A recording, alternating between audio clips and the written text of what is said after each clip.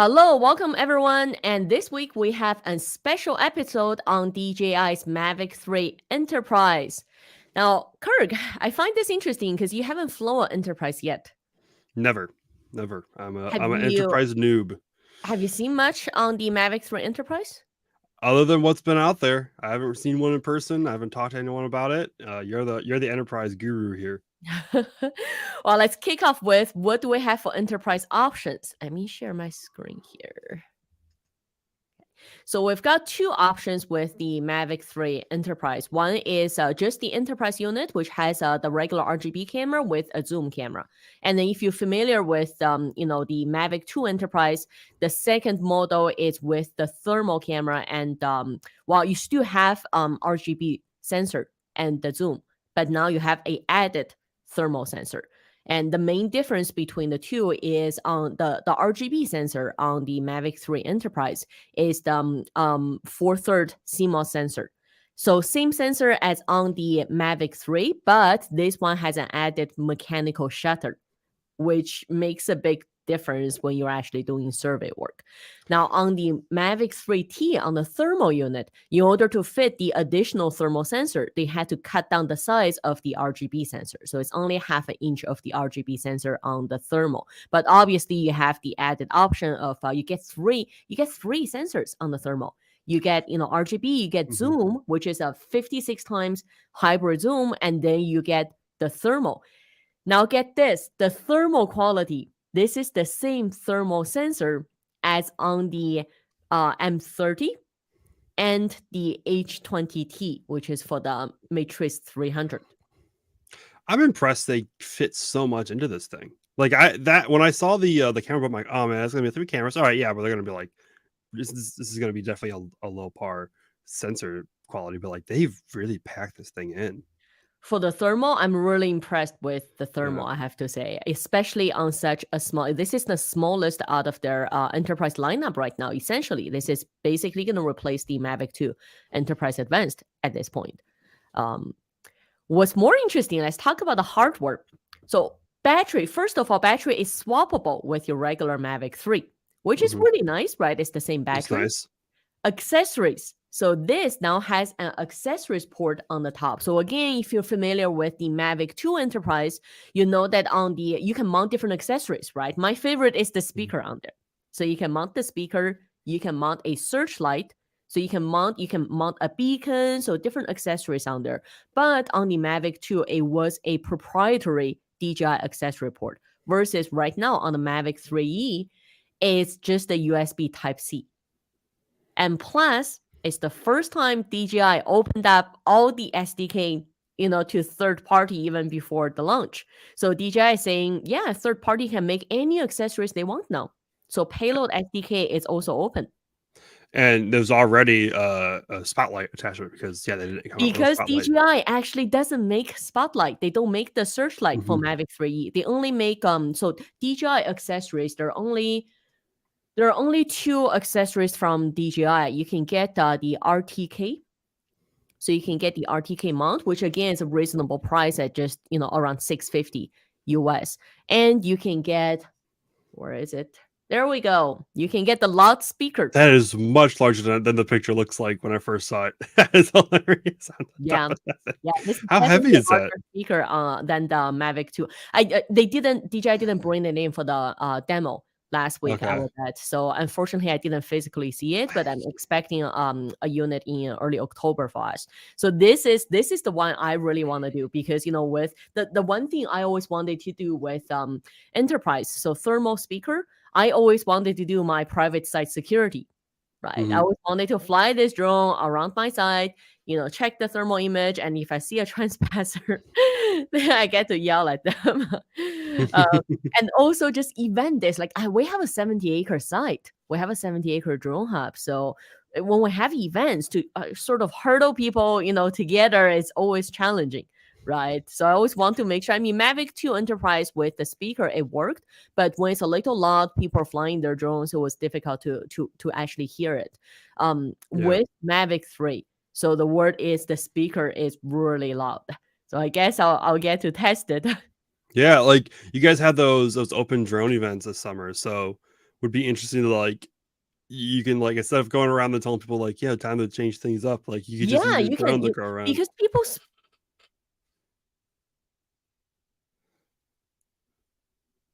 at any open event. So if you want to say there's a show happening or a presentation happening at the main stage, everyone reports back to the stage. It works when you're indoors and you have PA system throughout, but when you have an outdoor event, it's always challenging, right? If I go to DJI Airworks and they don't have one of these flying around announcing things, I will be upset. I should sell that idea to them. You should, yeah. I will send them like, by the way, for all your communication needs, just use your Mavic 3 on the speaker. Why would you use? I mean, yeah, I know you have this really nice hotel and like Fenchurch Center. Just use the Mavic 3. Yeah, it's not as cool. I wish they can put cool. one on. I wish they can put one on Evata. So imagine indoors, Evata actually flying around, telling people guards. what to do. Yeah, that would be pretty cool. That would be interesting. Yeah. One more feature, again, one of my personal favorites is if you look at the this control screen, you can see the zoom the thermal camera and the RGB camera side by side, and it has a synchronized. They're calling it simultaneous. Basically, it's a synchronized zoom. So when you zoom, both RGB and the thermal camera would zoom at the same time. That's super cool because like, just it's just easier. It's just so much easier. Now you have more 56 times zoom, right? Yeah. Now we did figure out that this is a different Pro controller. Like it only comes with the RC Pro. So that was the next note. That was the next note is if you look at on this picture, that's the RC Pro controller. But it's not the same RC Pro as on your regular Mavic 3. The main difference on this RC Pro is has a built-in microphone. Because you've got to speak to your speaker, right? You've got to be able to record your audio file. So this one has a microphone. Other than that, I don't know any other differences. It's still not a swappable battery. I wish they put a swappable battery so you can, especially with 3 hours on the controller, right? If you're out there for a day, I wish they put a swappable battery. But I guess what you could do is get those, battery packs and just connect through USB Type-C, right? Then you can run it all the time. I wonder if do they have a probably like, do they have like an aux port you can plug in like a normal mic into, or are you just gonna be stuck with whatever mic DJI gives you? I believe you're stuck with what's in there. But circling back to on this Mavic 3 Enterprise, I'm really excited because DJI opened up SDK, right? And they opened up payload SDK as well. So really the possibilities are endless. Who knows what third parties may actually come up with. You never know. Especially with the port on the top just being a USB Type-C. So it's no longer a proprietary connecting port like on the Mavic 2 Enterprise. So it feels like back in the sandbox again. It feels like, again, there are so many things you can do because on the Mini 3 and Mavic 3, so far, we still don't see, Litchi is still not compatible. We still don't see third-party apps being compatible with them. And it took Litchi a year to work with Mini 2. So Fly app from the consumer ones, I just haven't seen much capabilities out there. But with Enterprise, seems like that's what's opened up. SDK is out there. DroneDeploy says they already support Mavic 3, I believe Propeller, which is another survey processing software, says they're supporting Mavic 3. And we're already seeing different accessories, third-party accessories out there to support the payload SDK. Right? You can even, like DJI said, you can even have different payload to replace the camera that's actually on there. You can put really a different payload on there. So, for example, multi-spectrum that was available as a module for Phantom 4, maybe it will be available for Mavic 3, right?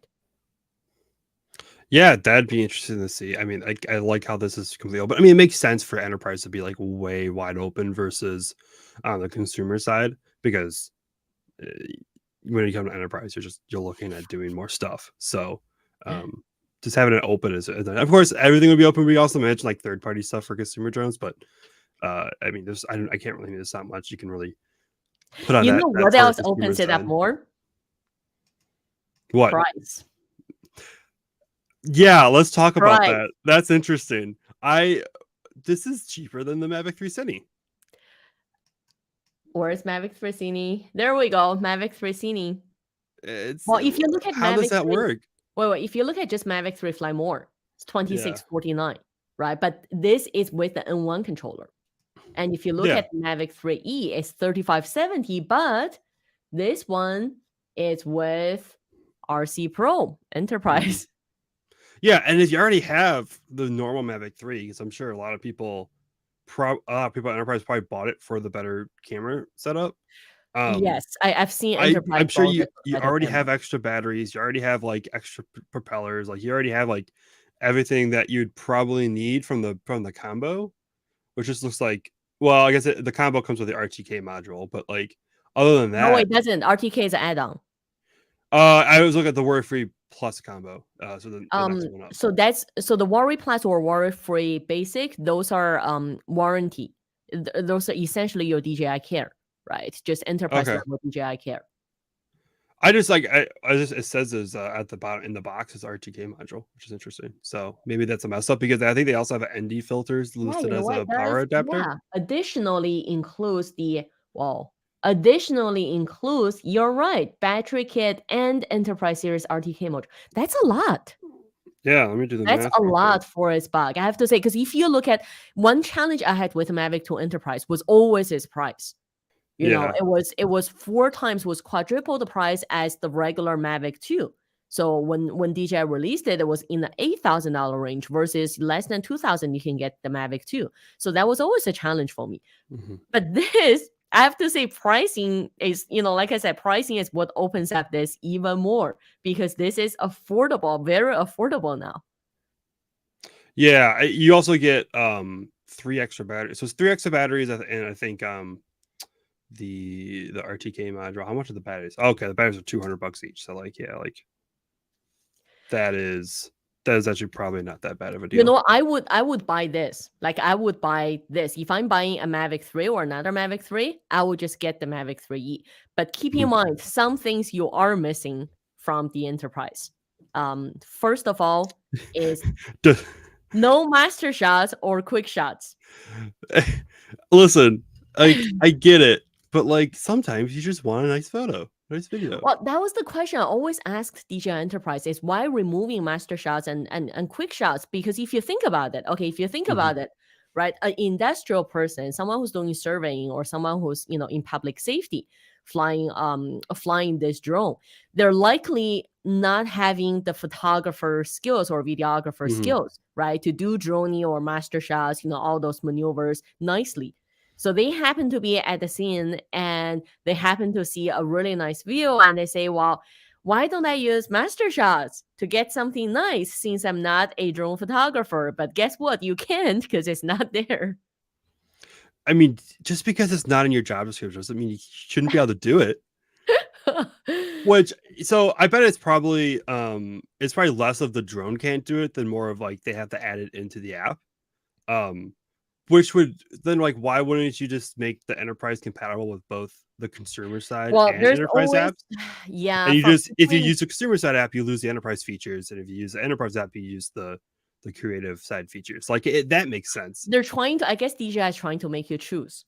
Yeah, right? they Never, want you don't they get, you want just you to don't get buy everything. they want you to buy 2 drones. Yeah, you just don't get everything. So Yeah. on the software part, because if you use Enterprise, it's on the Pilot 2 versus the Fly app on Mavic 3. And on the Pilot 2, I'll tell you what I like that's on the Pilot 2.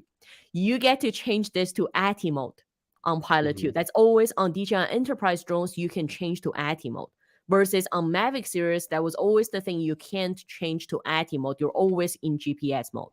So if you want to practice what happens if I'm in a GPS denied environment, you can't because it's a software block. You can't turn it into ATI mode. But on the Enterprise, you can through the Pilot 2 app. You can also remove landing protection on Pilot 2. So you can fly really low to the ground versus on any of the Mavic series or Mini series, the landing protection, if you go below with a couple feet, it just forces the drone to land, right? You can't actually fly really low, but you can with Pilot 2. So there are different features on the Enterprise app, a lot more you can do than obviously the consumer on the Fly app. But the one thing you cannot do is no master shots or quick shots. Keep that in mind. Is the landing protection, is that turn off landing protection but keeping obstacle avoidance? Lightning protection is only the bottom sensors, so I Okay. believe you can still keep the obstacle avoidance all around. Yeah, because I think you can do that on the consumer side, but you have to turn off all of obstacle avoidance pretty much. And I think Okay, that I'm gonna try. yeah, But I you know think what? that I was doing it before. It was with a few feet of the ground, and I was just flying it with an open field, like Okay, straight I through. don't But I think had to you have can. no obstacle I avoidance. don't think you can because some of my pilots usually fly without obstacle avoidance. They're a little more Okay. adventurous. And I believe they weren't able to remove it. But again, that's what on Mavic 2 you could, but on Flight app you couldn't. So it depends on what app you're on. I could have also been using an Altel, so that could have totally been that as well. So it might have been a different drone. Too many drones. It was a while ago when I tried that out. Along the Pilot 2 app, you also have Flight Hub, which is your flight management. And what I like from the Flight Hub, it also shows it almost like your Apple. Okay, almost like your Apple. All the device information is on there. If you have, let's say, if you bought, warranty, like if you bought DJI Care, just like how you buy Apple Care, how many days remaining and the service records, everything is on there, which is pretty nice. And you could also use DJI Terra. I believe a 3 months free subscription comes with when you buy a enterprise drone from DJI. So Terra is the DJI proprietary software that does the data processing, essentially. So those are all the different apps available on Mavic 3 Enterprise.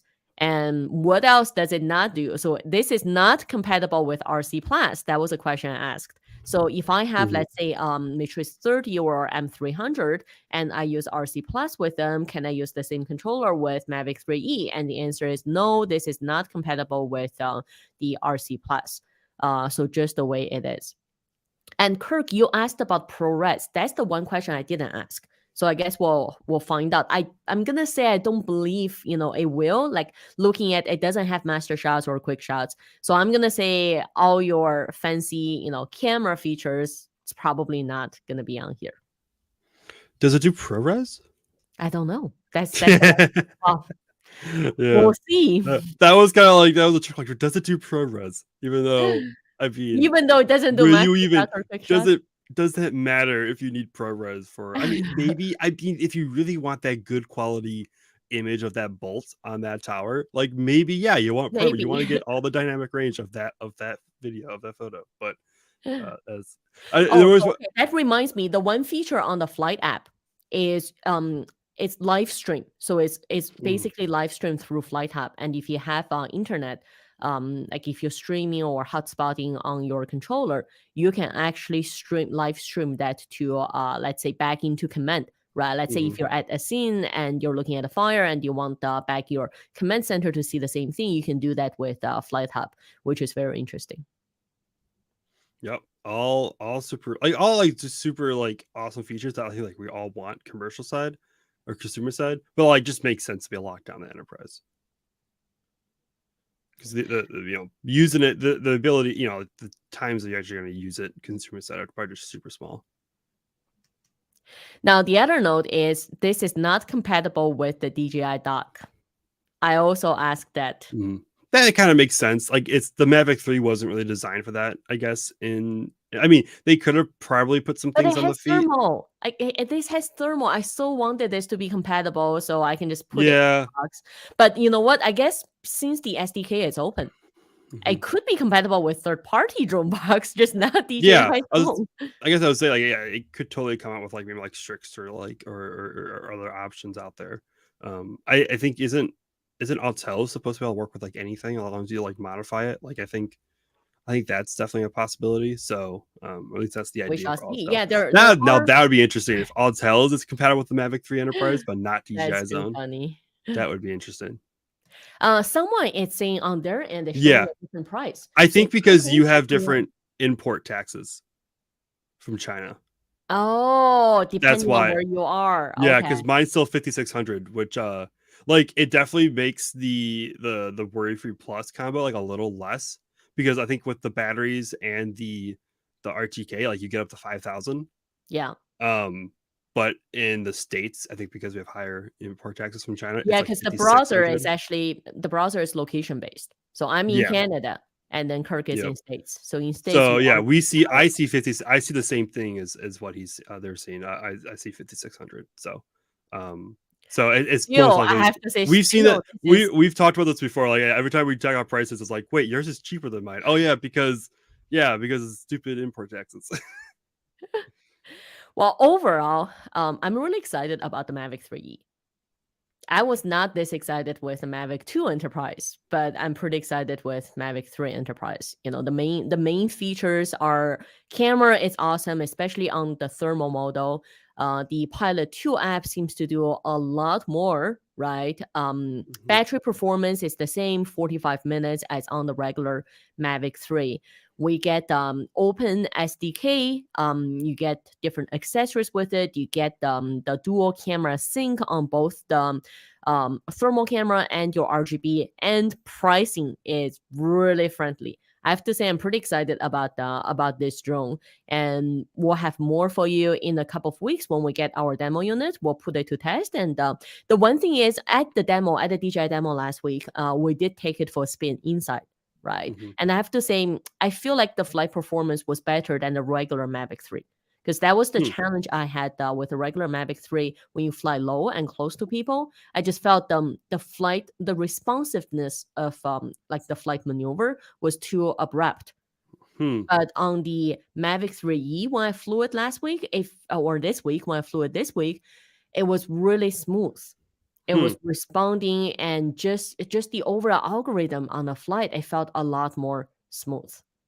Yeah, that's one thing I think I've noticed with the Mavic 3 flying it versus like the Mini 3 Pro, which is the Mini 3 Pro is super agile and super nimble, and you can kind of make like S turns and turns. The Mavic 3 is like a little like if you're flying straight backwards, like strafing side to side, it's pretty good. But if you're trying to like turn, it can get a little loose, I think, or not. Okay, and here's my solution to if master shots or quick shots is something you really want, get the Mini 3 as backup.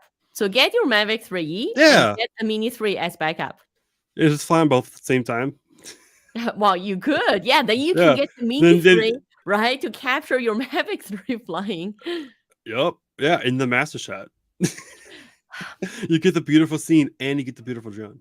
I wonder, so I asked DJI if the RC Plus would be compatible with Mavic 3E, and they said no. But I didn't ask them if this RC Pro Enterprise, if this would be compatible with Mini 3, because that would be nice. That would be interesting. Yeah. Okay. Is it possible to do a Mini 3 Enterprise? Well, is it possible? Everything is possible. Everything's possible. Would it be practical? I don't know. Because the Mavic 3 has the ability to look up, which is something that enterprise users might want. You're right. The Mini 3 would be nice for bridge inspection. Although, what would you put on that to make it enterprise, or you would just keep it the same? I mean, you'd make it compatible with like Terra and drone, like all drone hub and all those like items. Well, but like you wouldn't be putting RTK on it. You wouldn't be putting a speaker. One of the main features on Enterprise is actually thermal, right? Yeah.